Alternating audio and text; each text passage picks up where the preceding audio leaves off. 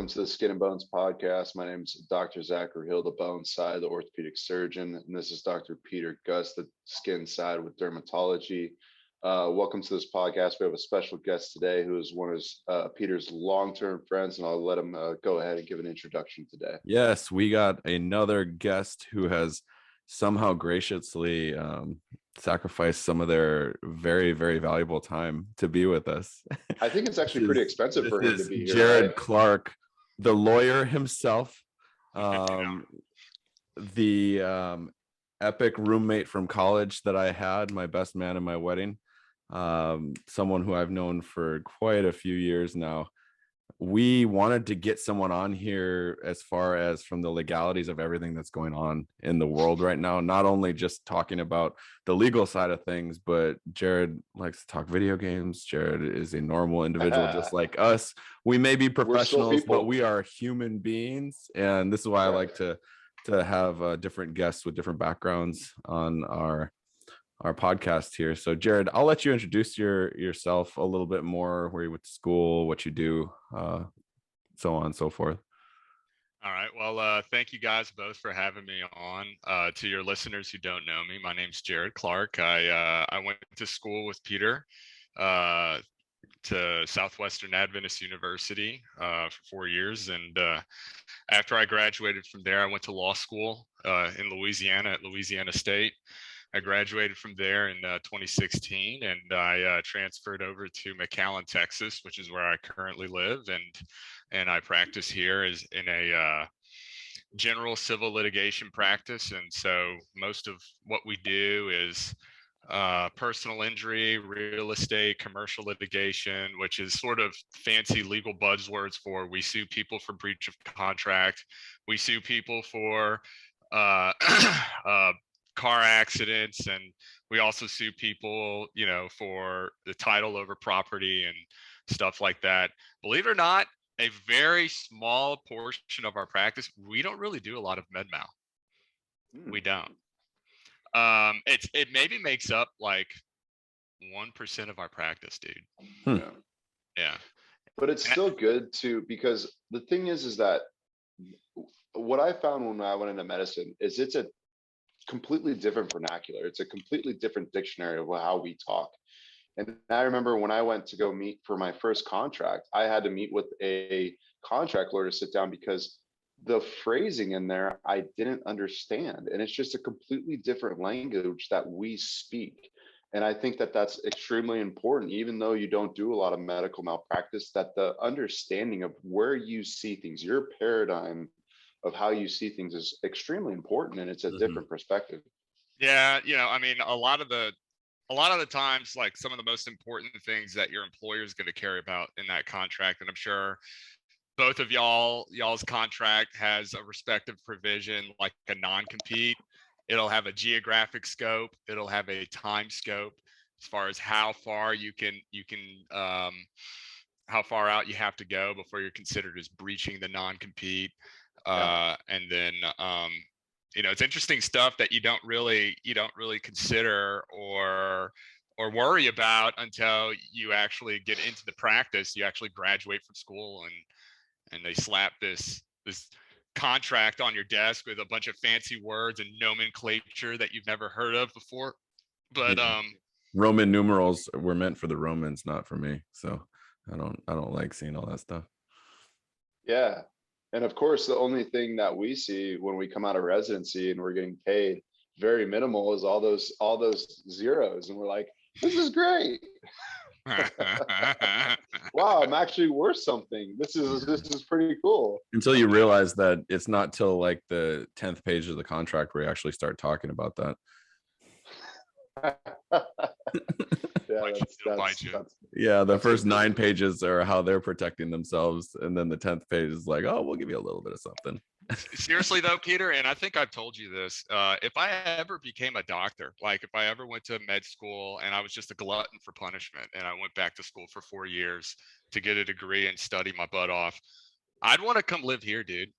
I'd want to live in Texas. It's probably, and this is why we don't do a lot of med mal here. It used to be a cottage industry.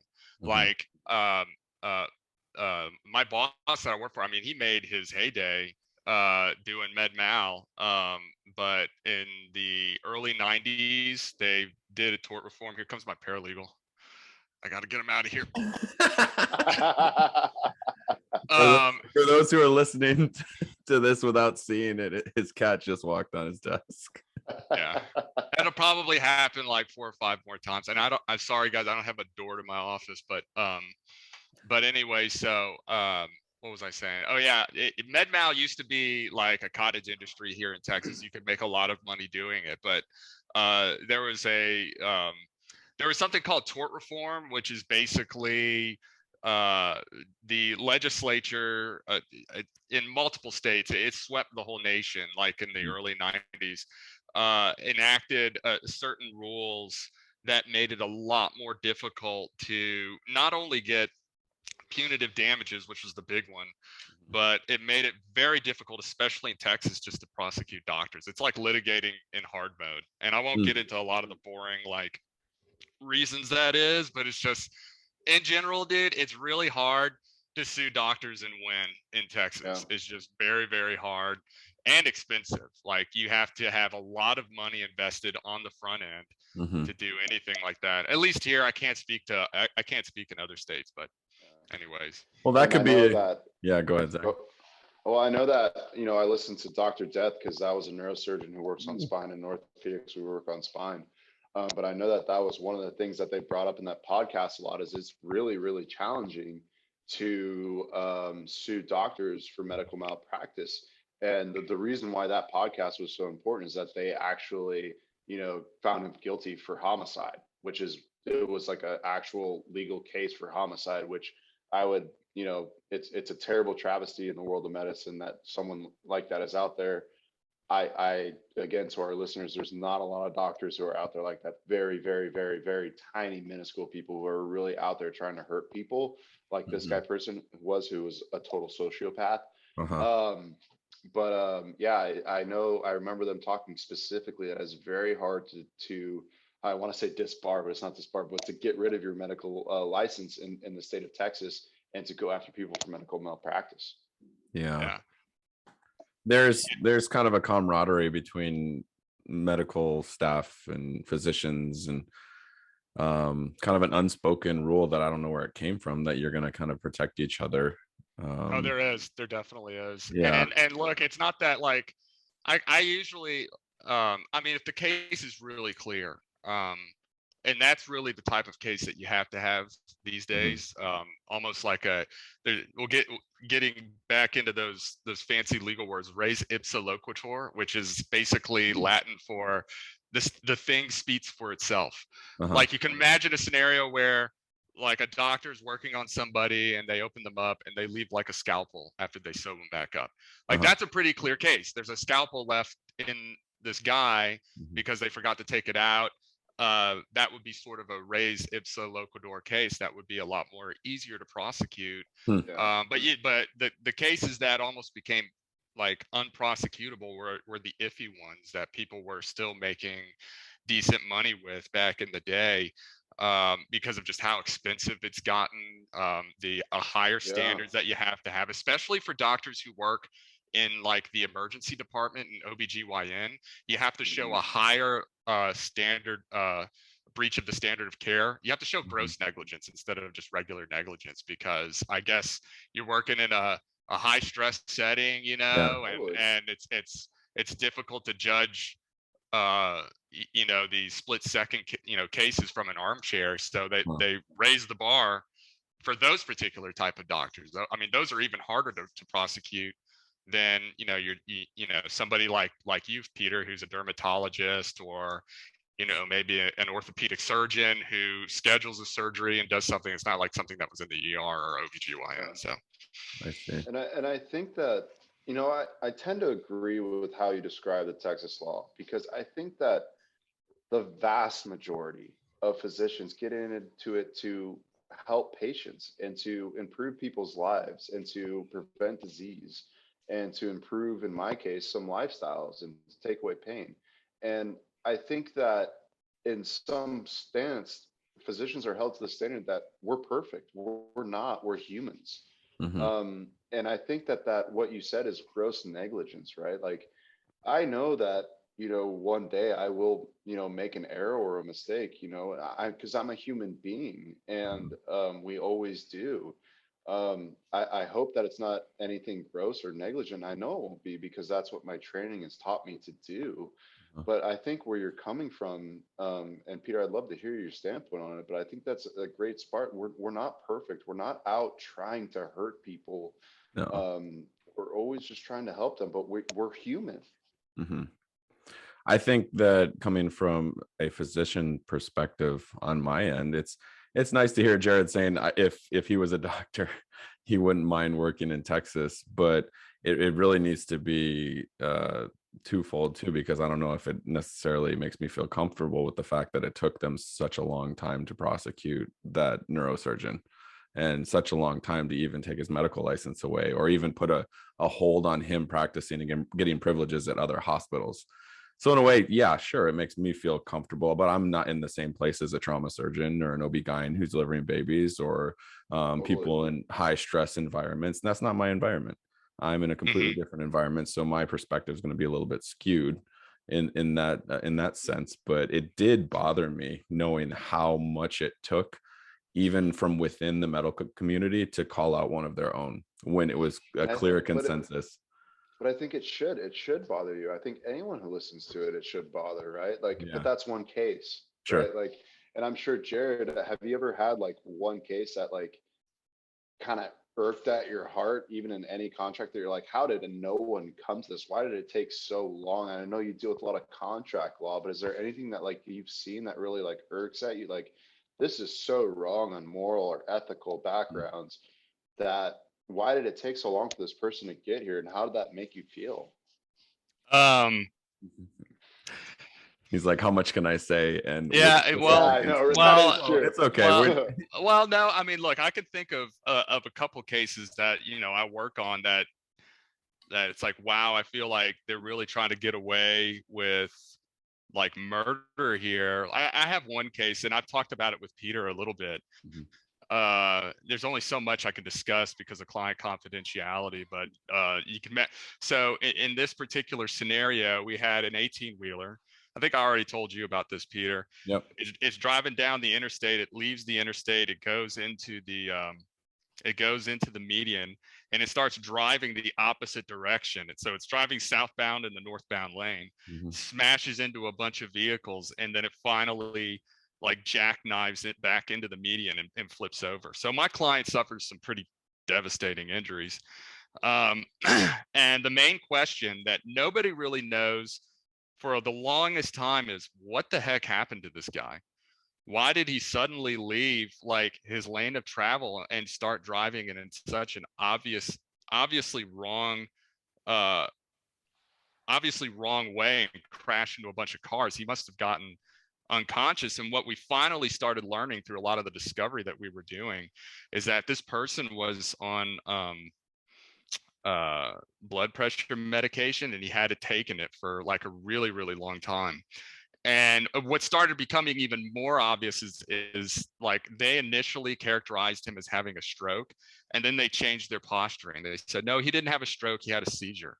And I was like, okay, so why are you changing it? And then I learned about the blood pressure medication. They don't want it to be a stroke because that's something that you can control.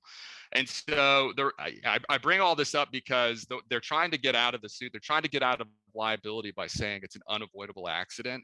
And that's a very controversial defense, because you're saying that basically, even though our client or our defendant caused all this devastating damage, he's not liable for it because of something that happened that was outside of his control, like a seizure or a stroke. Now, of course, our argument on our end is like, that would be such a devastating and wrong thing to happen to our clients, because him taking his blood pressure medication is within his control.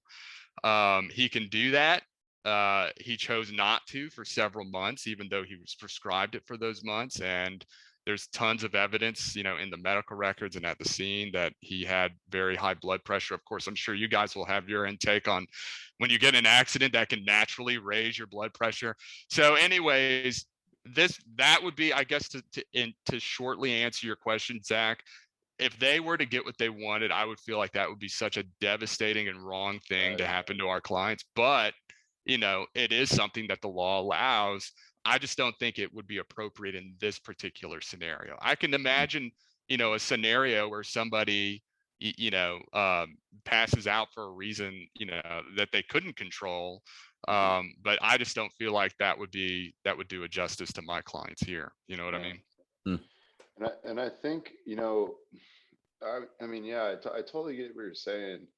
And I think one of the things that, between medicine and law that, these are two professions that use, at least in the United States of America and in my upbringing, that were looked at as with such high, praise for us, because we are helping people with big things in their lives, as far as, a damage that was done to them, or a breach of contract that was done to them, or some serious injury that happens to them. And then on our side, we're helping with the health of their lives.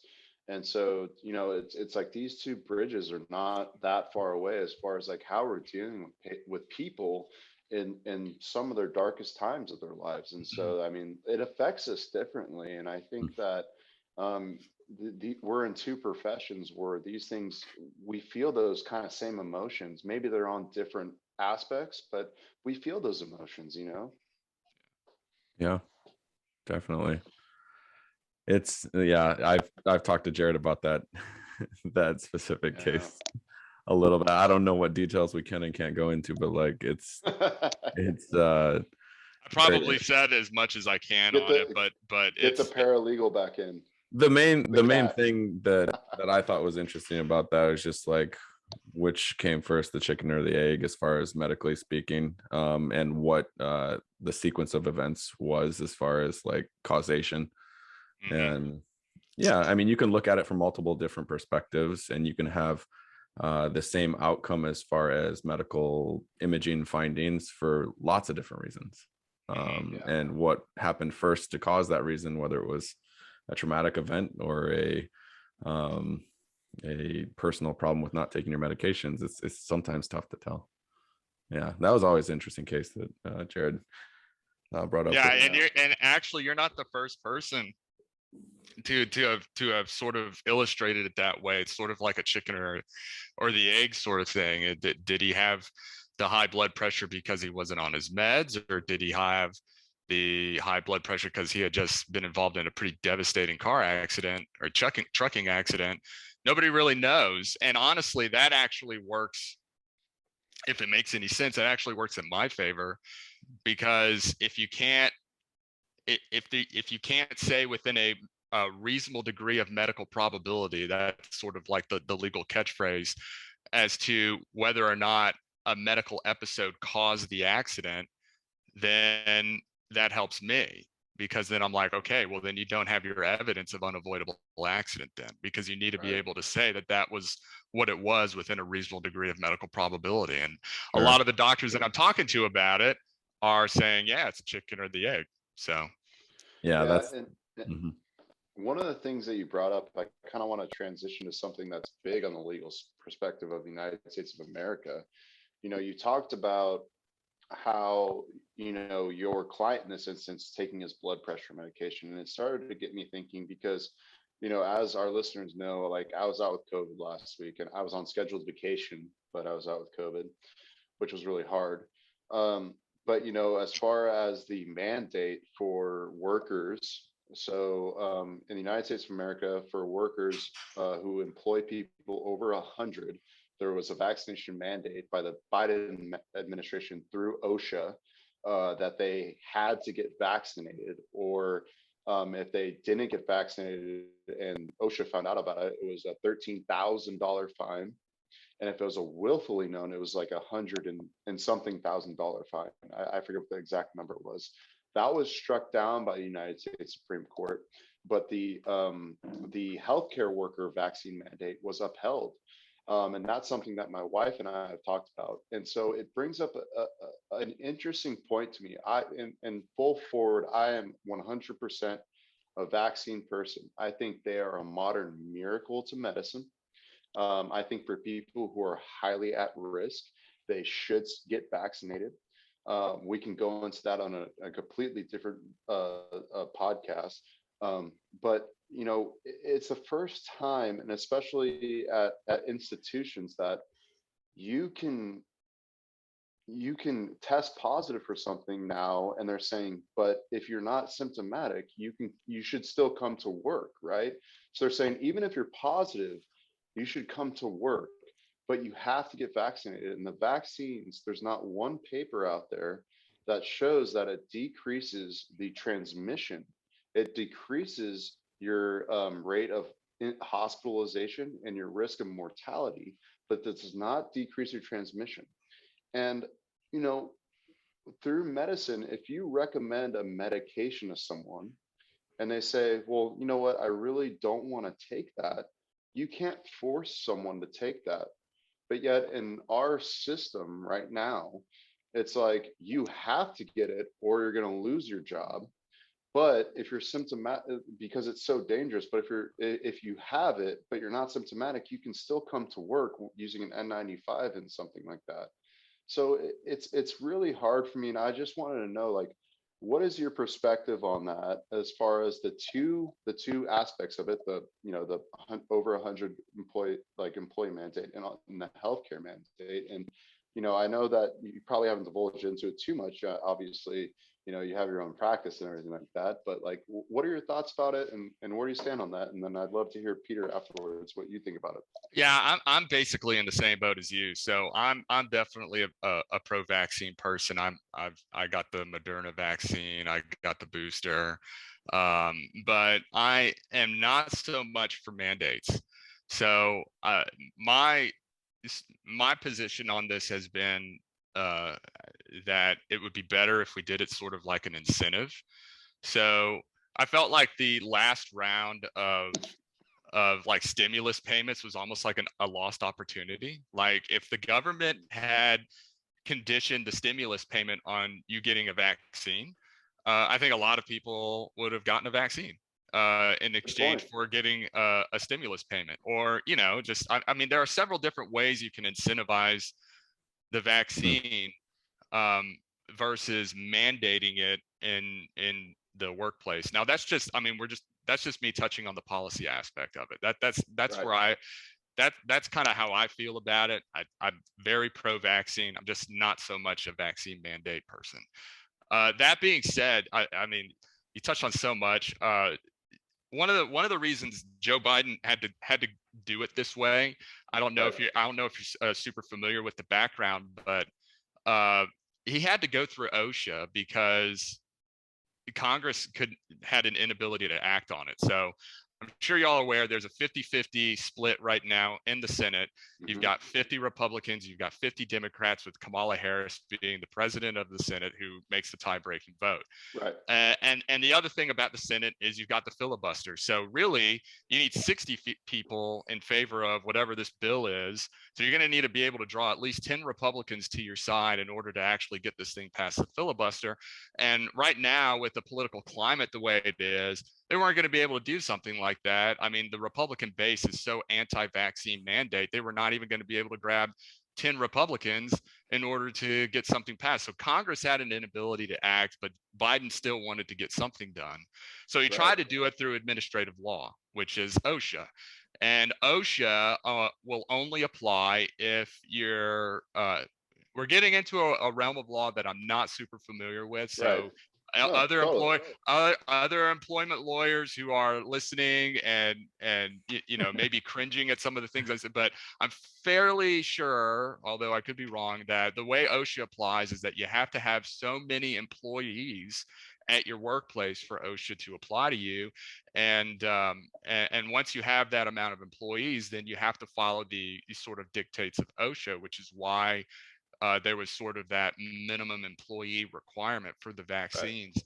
But that's how so anyways, getting to the Supreme Court sort of decision in this case, they did not want to read OSHA applying as sweeping as the Biden administration wanted it to be.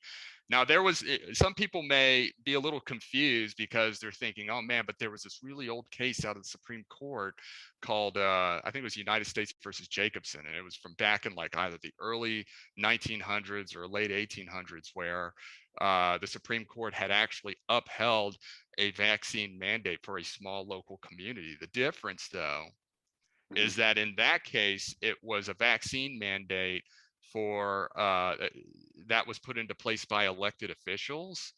Unlike here, where I mean, you're having Biden direct his executive to put it in place, but it's not going through the legislative process like how it did in that case. So here, the equivalent would be here it going through Congress, like going through Right. the House of Representatives, going through the Senate, and then landing on the president's desk and him signing it into law.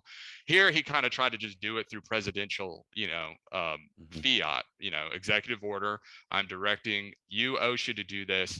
And while OSHA does have some broad powers, that the Supreme Court was not comfortable with reading it as broad as the Biden administration wanted it to be read. But the carve out they made, and a lot of people saw this coming just by how Justice Roberts was posturing his questions at the oral argument about, basically, can we do a carve out for those employers who, are strictly involved in healthcare and they receive funding from the government for Medicare and Medicaid. There's actually a long history of putting conditions on receiving that funding from the government.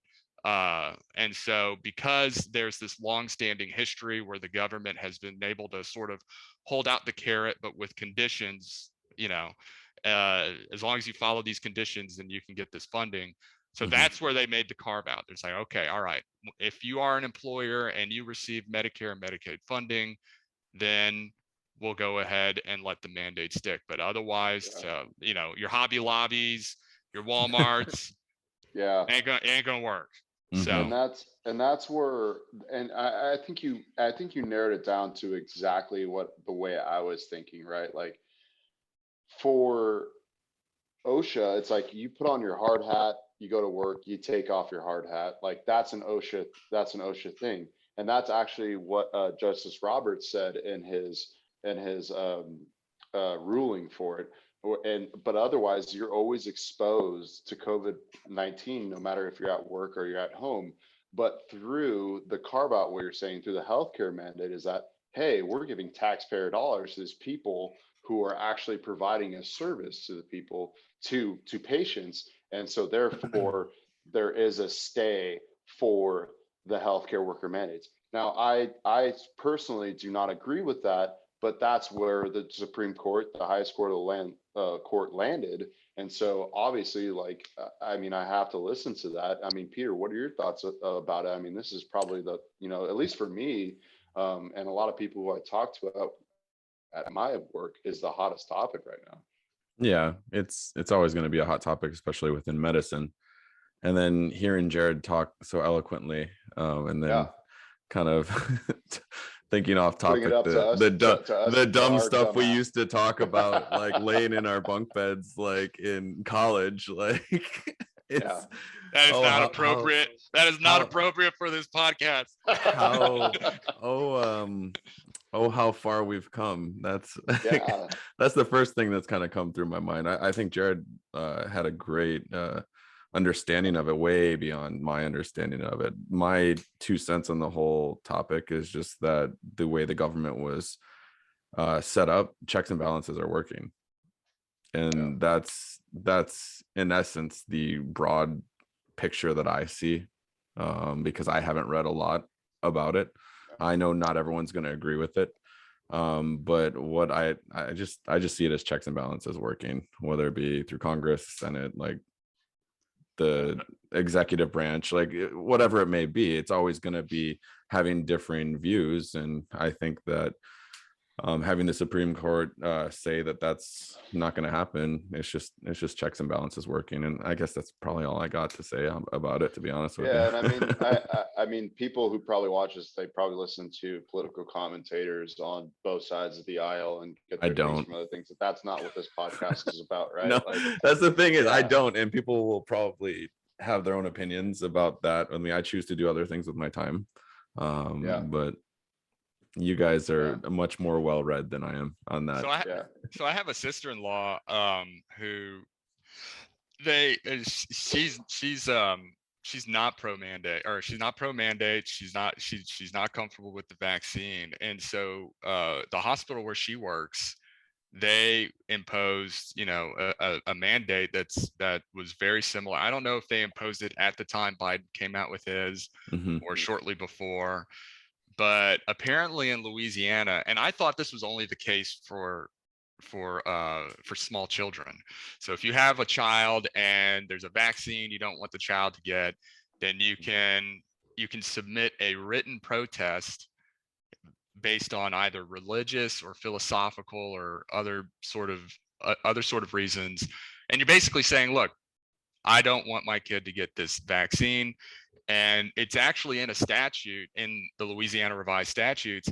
You give that to the school administrator or whoever, your kid doesn't have to get the vaccine. They can come to the school hunky-dory. So when I was discussing, with my brother, like what they're going to do, and he had brought something like that up, and I was like, well, I'm not really sure if that applies to adults. You know what I mean? When I read the statute, it was only applicable to small children under the age of so and so. I can't even remember.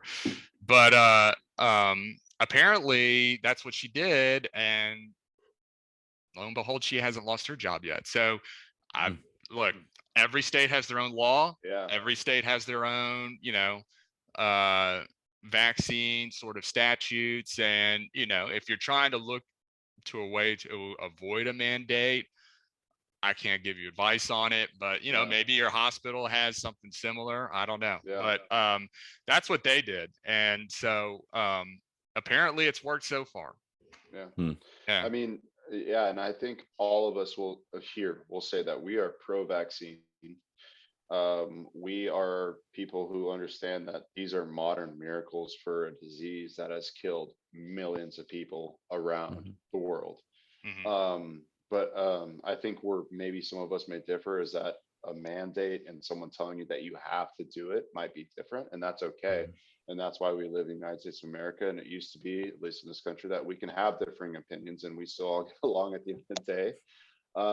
But I think it's a really hot topic right now, and we'll see how it plays out. But at the end of the day, for Peter and I, it's like whatever keeps the patient safe is the best thing. And we took Hippocratic oaths, and we took those very seriously. And I remember when the vaccines came out, and this isn't too far ago. This was 12 months ago, a year ago, that these vaccines, less than that, these vaccines came out. We didn't know the long-term data on it, but we knew that the scientists behind it said that these are safe and effective to keep not only you safe, but your patients safe. And we took that oath to protect our communities, and we took the vaccinations. And because that's what the oath that we took. And it's like someone who goes into the military and says, I will put my life on the line for our country because I believe in the ideals of our country. It's same, but different, right?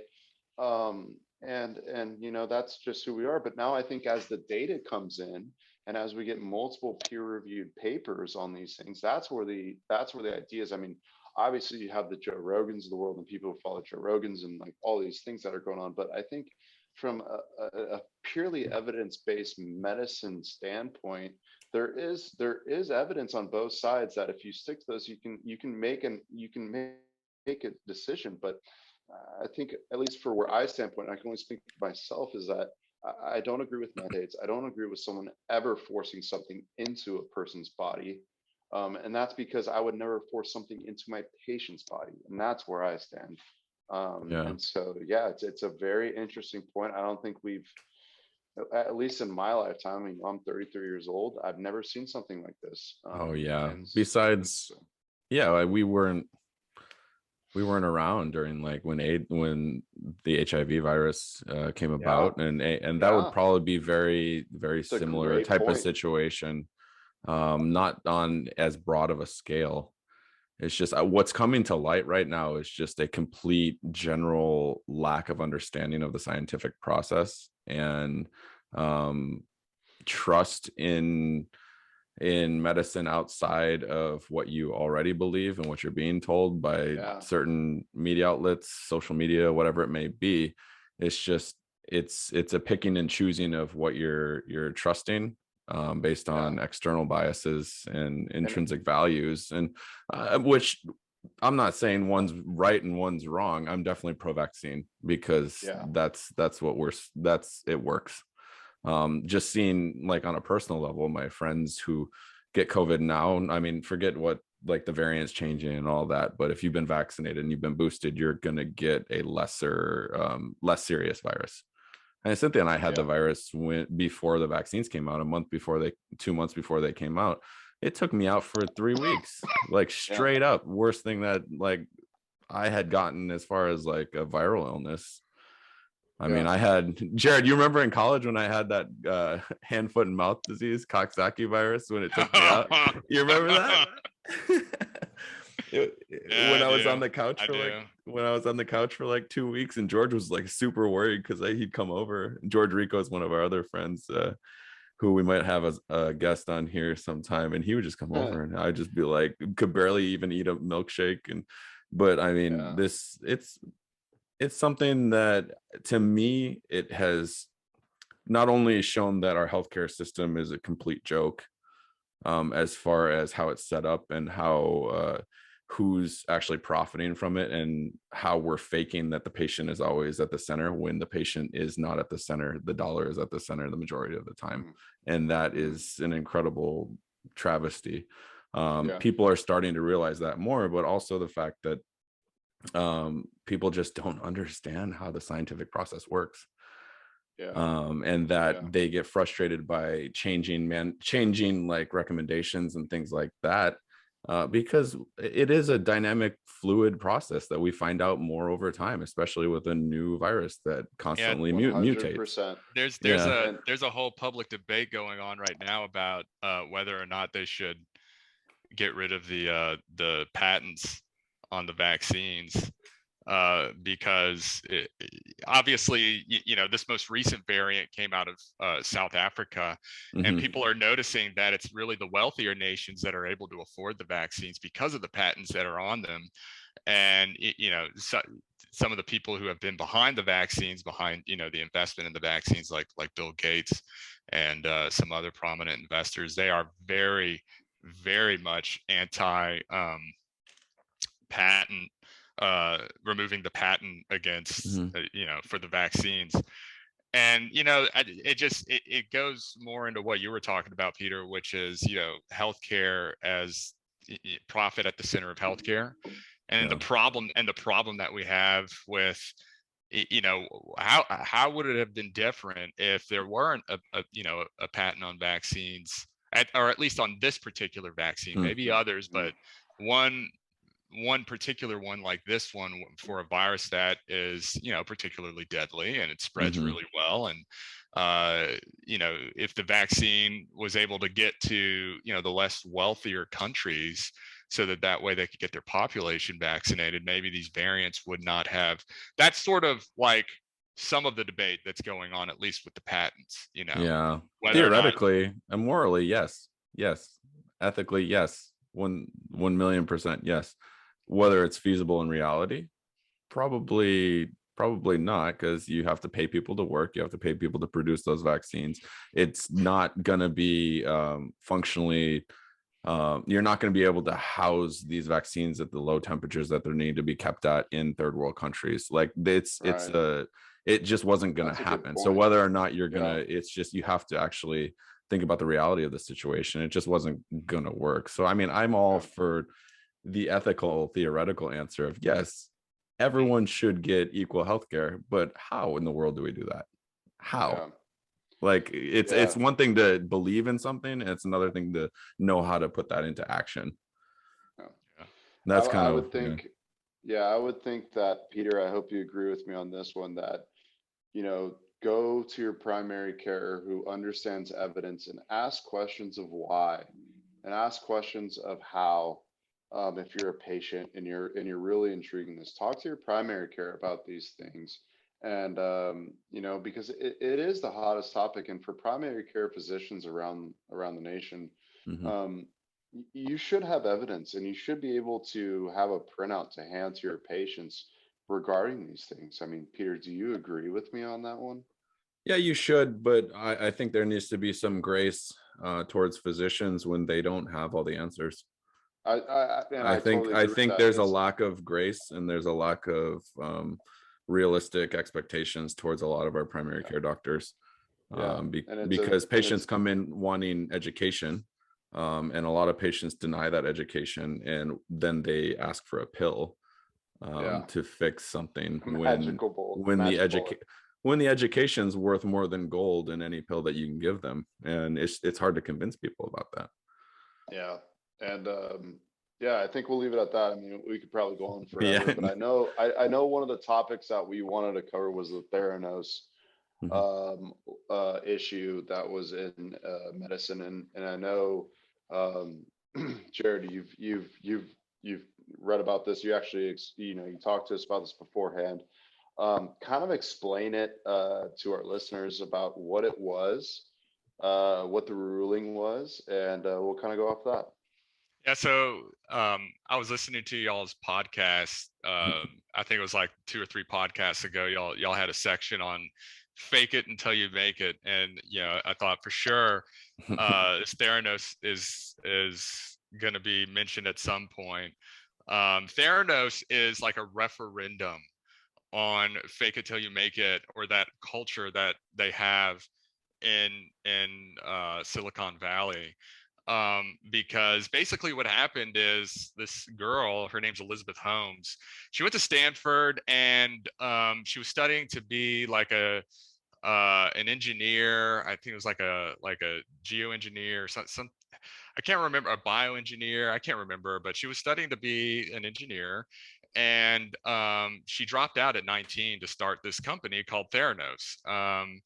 And she had presented the idea to like one of her professors. I forgot the name of the professor, but they shot it down because they're like, dude, you don't even know, like, you don't know anything about healthcare, and you have a rudimentary understanding of engineering. You're like barely into the degree right now.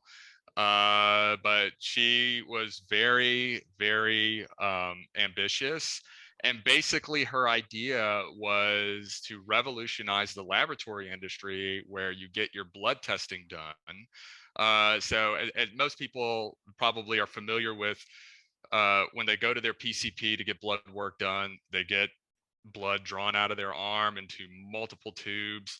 They take those tubes to a lab, or they ship them to a lab where they do a bunch of blood work, and then they get like this sheet back, or multiple sheets back, that basically tells them the results of all their blood work. Um, and so what the revolutionary idea was, let's just shrink that down into like a box. Basically, we're going to shrink down that entire laboratory into like this little box they called an Edison, and we're going to do it from one little thumbprint. We're going to take a little drop of blood from a thumbprint, and we're going to put it inside this magic box called an Edison, and it's going to give you all the same results. It's going to be super cheap. It's going to give you back the results in 4 hours. Guys, she got this box to Walgreens. Like, Walgreens were having people like submit blood tests through the little blood drop thing. They were running the blood tests on these little machines, giving them back their tests in 4 hours. And apparently some whistleblowers came out. This is what basically tanked her whole company. She was one of the youngest billionaires. Like, by 2014, she had made like over $1 billion. Mhm. And one of the biggest like driving factors of her company was she had so many important people on the board. It made the company look like it was actually going to go somewhere. It was like a who's who of board members. So I mean, you had like two previous cabinet secretaries. You had like two ex-senators. You had like a general that was on there. I think it was actually General Hattis or Mad Mathis. Dog Mattis. I think Mattis. I think that was it.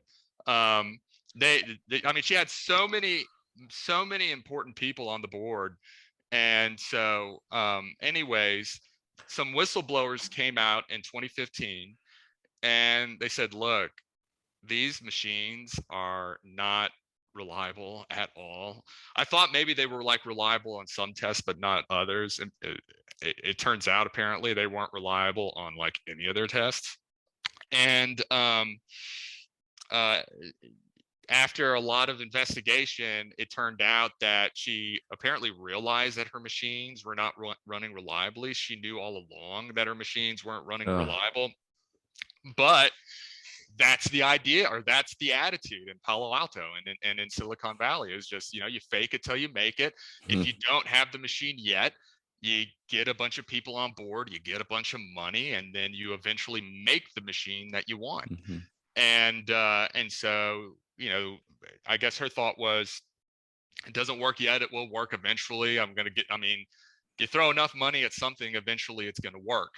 And so, at least that was the idea, and that's the attitude. It's just the difference here is that you're delving into healthcare.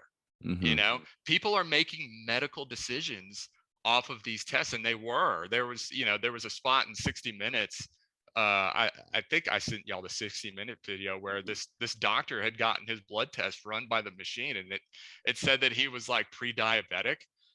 And his own doctor said, well, no, you need to go get a regular lab test done. They got a regular lab test done, and he was not pre-diabetic.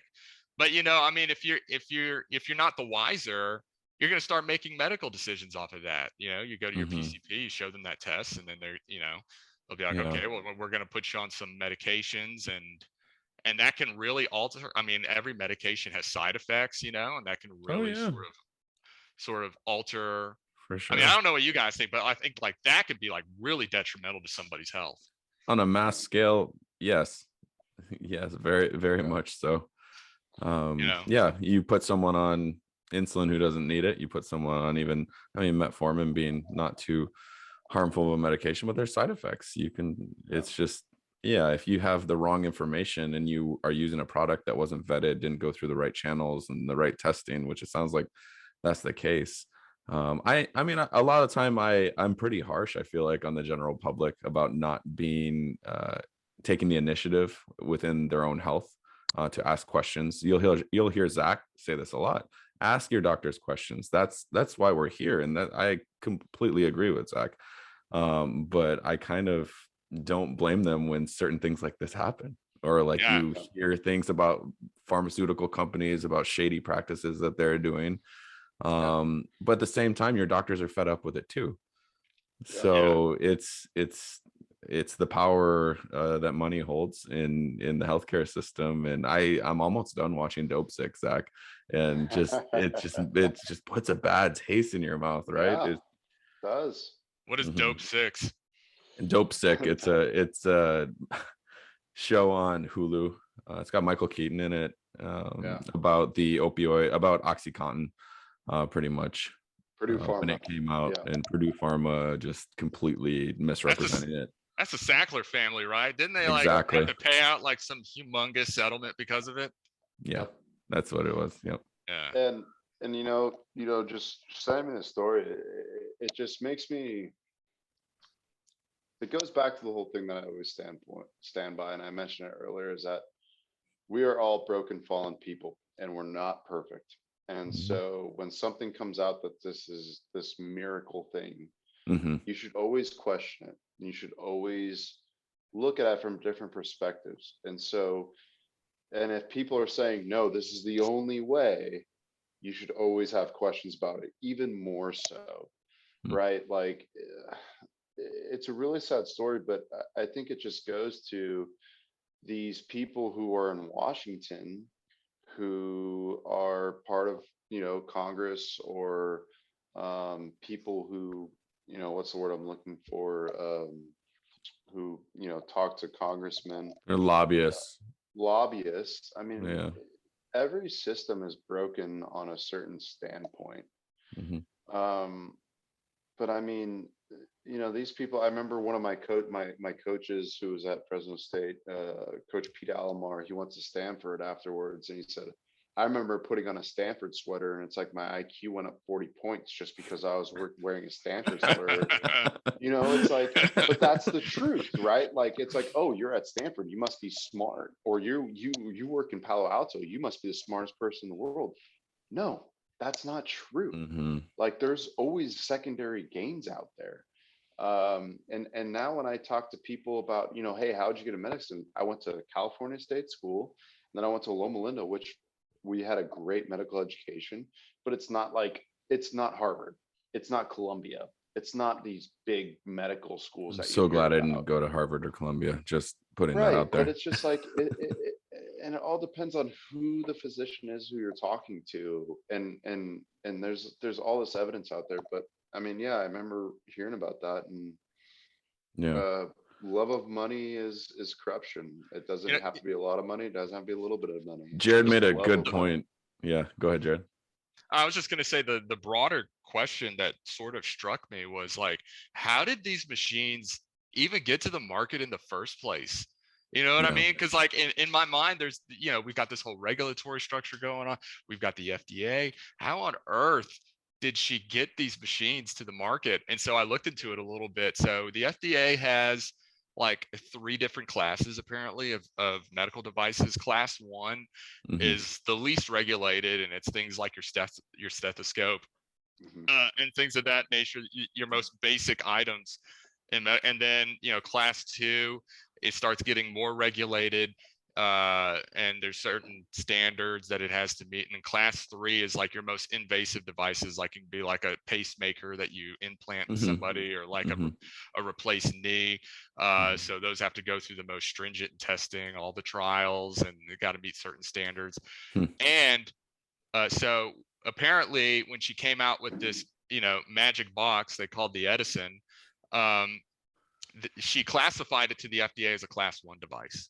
Oh, wow. And she started sending them out to Walgreens and other companies without like any proper clearance from the FDA. And then she also apparently utilized another loophole in the FDA called laboratory developed tests. Never heard about that until I read into this, but apparently these are tests that are developed and used in a single laboratory.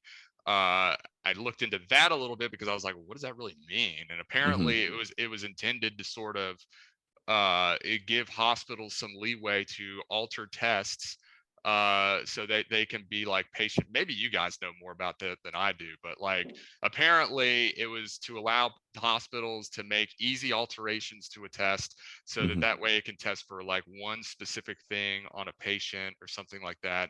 Never heard of that before, but I don't work in like testing facilities or anything like that. But anyway, so if it's a laboratory developed test, then the FDA has a long history of not like heavily regulating those. Wow. So Wow. she was like, this is a laboratory developed test and it's class 1. And so I get to send it to Walgreens without you guys like saying, Wow. like running any tests or any trials on it or anything like that. Sure. Eventually in 2015, after the whistleblowers came out, the FDA was like, dude, this is class 2. You need to submit this to us so that we can, or so that we can start running all these tests or whatever. That's when her company just starts tanking, because Yeah. she can't produce a box or an Edison that actually renders like reliable results. And so just recently, like this past month, she was found guilty on several, not all of the fraud charges that was brought by the prosecutors, but on several of them. And apparently there was like 2 smoking guns that the juror really found like extremely important in them rendering their verdict. One was apparently there was like some promotional material or like a pamphlet of some sort that they had handed out to investors at a meeting, Mm-hmm. and it had like the logo of Pfizer on there, Mm-hmm. and it was totally like illegitimate. Phony. Like, yeah, Wow. it was totally phony. Pfizer did not like endorse the device or anything like that. She just put it on there to sort of put like, you know, an indicia of like, you know, support from a big pharma company. And so the jury didn't like that because that was obviously fake and it was intended to mislead the investors. But then like another big smoking gun was at like apparently some annual meeting. They went through like a financial statement and there was like projected $40 million of earnings from drug companies. And it was revealed during the trial that at the time she had given that financial statement to the investors, they had no contracts with any drug companies whatsoever. And so how she could project $40 million when she had zero contracts with anybody.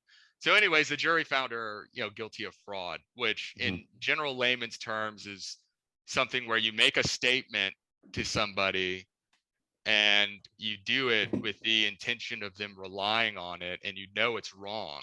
It's a false statement, but you intend for them to rely on it, and they do justifiably rely on it to their detriment, which here you have no problem doing that. They relied on it, and you know, they lost almost all of their investment, many of them.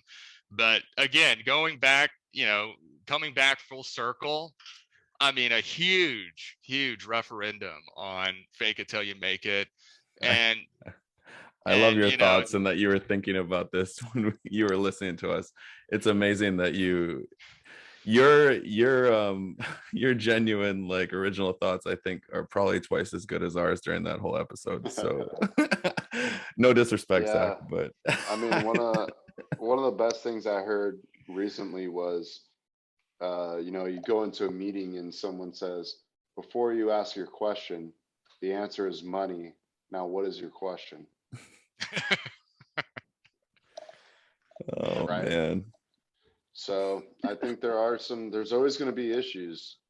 And, you know, I think it gets into in this standpoint when she's making and her company's making billions of dollars and ethically bankrupting people's lives, she should be thrown in jail, lock away the key forever. Yeah, That's just my standpoint on it. yeah, she won't though.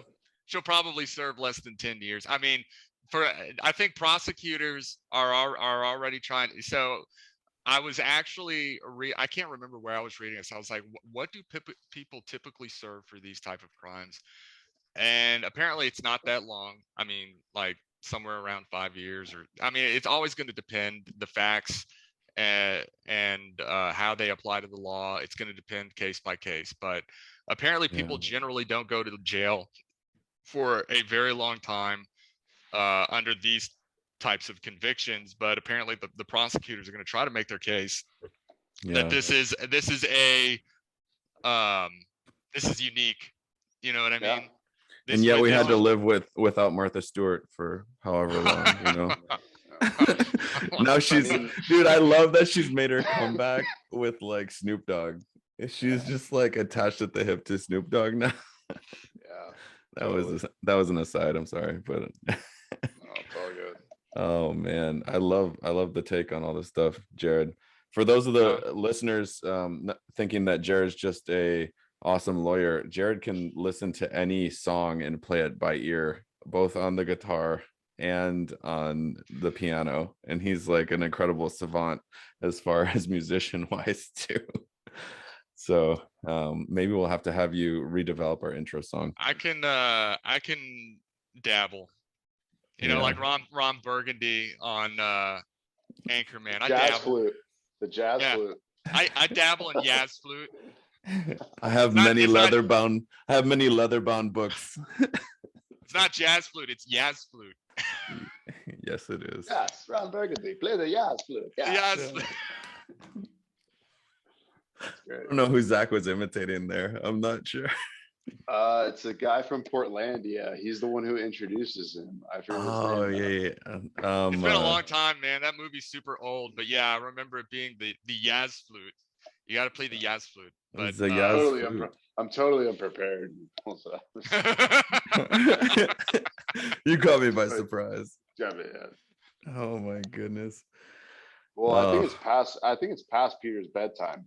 No, we're honestly good. I'm a little bit Are you worn out okay? today. We had our my brother-in-law's family over.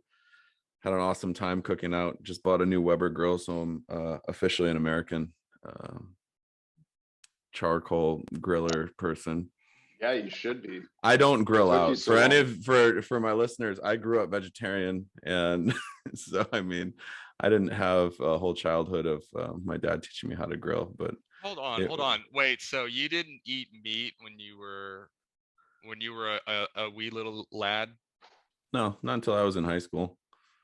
So that's very strange because I mean, you were talking about George a little bit ago, and George also grew up vegetarian, and I remember him telling me a story about how the first time he ate meat, it was just so disgusting. Like he almost like hurled because he had never eaten meat, so he didn't grow up with it. It wasn't like a taste that he had acquired. Yeah. So I'm really interested. Like when you started eating meat in high school, was it like It was delicious. It was. How can you not like a hamburger? I took a bite out of a hamburger and I was like, whoa, hold on a second. I remember what is this grease? What is this grease? I remember Peter's mom would ask whenever we'd come home from an event if he ate meat because it was like a really important. Jared lived at our house for, was it a year and a half, Jared? Something or was like it 2 years? Oh. In college, when my parents moved down closer to us and I moved back in home, and Jared stayed with us. So I mean, we've had a lot of good memories. I just remember going to Loma Linda, and you can't eat meat, but when he gets to the dessert table, have all the sugar you want in the world. That doesn't matter. I was just like, okay. It's all about Jared. I mean, Zach, it's all about balance. That's the way it is. Yeah. Oh man, yeah, I am getting a little tired though. Anything else, Jared? Do you have any questions for us? You've kind of asked us our take, and I think we've had a lot of really good conversation today. No, guys. I don't have any questions for y'all. Do y'all have any questions for moi? I think we hit on one highly important topic, and we got your background on a lot of different things. I mean, nothing comes to mind. I mean, I think we could talk about the vaccine mandates forever. Yeah. Peter might fall asleep and hit his head on his I'm good. computer screen. I'm good. I could talk about Jared and I's Wii bowling experiences in college and how we're still chasing the elusive 300 game on Wii bowling. So this isn't a FaceTime. Oh, that's true. This is for sure not a FaceTime. There'll be a lot of different discussions. Oh boy. I don't think anyone wants to get into that. Oh man. Well, thanks for being with us, Jared. We'll get this posted up. Yeah, we appreciate it, man. Yeah, we appreciate your time. Yep. This is episode number 7, Skin and Bones. And thank you guys for listening. We'll see you next time.